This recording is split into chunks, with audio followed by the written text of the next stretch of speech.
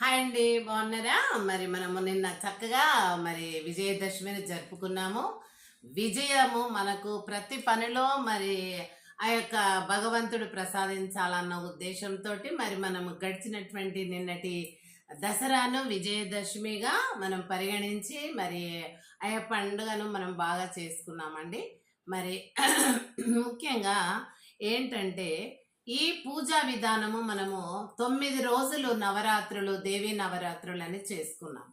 మరి దాంట్లో ఆ పూజ లోపల ఎంత భక్తి, కొంచెం భక్తి అయినా చాలండి. కానీ ఇప్పుడు ఏం చేస్తున్నారు అందరూ? ఆ డీజేలు ఏంటివండి, ఆడవాళ్ళు కూడా మరీ ఘోరం అండి.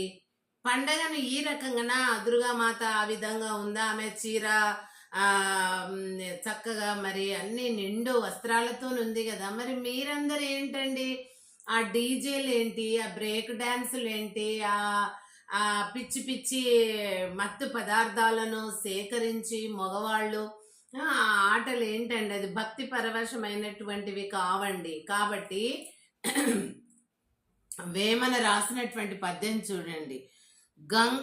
గంగి గోవుల పాలు గరిటెడైనను చాలు, కడవడైననేమి కరము పాలు, భక్తి కలిగడి కూడు పట్టెడైనను చాలు, విశ్వదాభిరామ వినురవేమ అన్నాడు. అంటే ఏంటి? గంగ గోవుల పాలు అంటే శ్రేష్టమైనవి. ఏంటి? గరిటెడు ఇన్నైనా చాలు.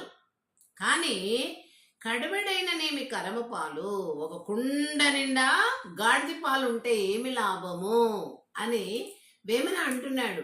అదేవిధంగా ఏం కంపేర్ చేస్తున్నాడు?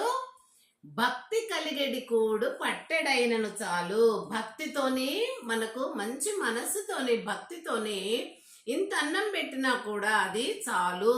ఆ రకంగా భక్తిని కంపేర్ చేస్తున్నాడు వేమన. కాబట్టి మనం ఏం చేస్తున్నామో ఆ భక్తిని అక్కడ పెట్టేసి మన ఎంజాయ్మెంట్ల కోసమే ఈ పండగలు చేస్తున్నామండి. ఇంత దరిద్రంగా వినాయక చవితిని పాడు చేస్తున్నాము, ఆయన పేరును పాడు చేసినాము. అంత బాగా డ్రింక్ చేసి డీజేలు పెట్టి సందుల్లో వీధుల్లో ఆగమాగం ఆటలండి. ఇవేం భక్తి అండి? కాదండి. కడవడైననేమి కరమ పాలు, నువ్వెంత ఎగిరి దుంకి ఏం చేసినా కూడా వ్యర్థమే అది. గంగి గోవుల పాలు కొన్ని అయినా చాలు. అంటే భక్తితోటి నీకున్న జాగలో ఉండి నువ్వు భగవంతుని కొలుసుకున్నట్టయితే అదే నీకు 10 రెట్లు ఫలితం ఇస్తుంది అని చెప్పి వేమన గారు పద్యం ద్వారా చెప్పారండి.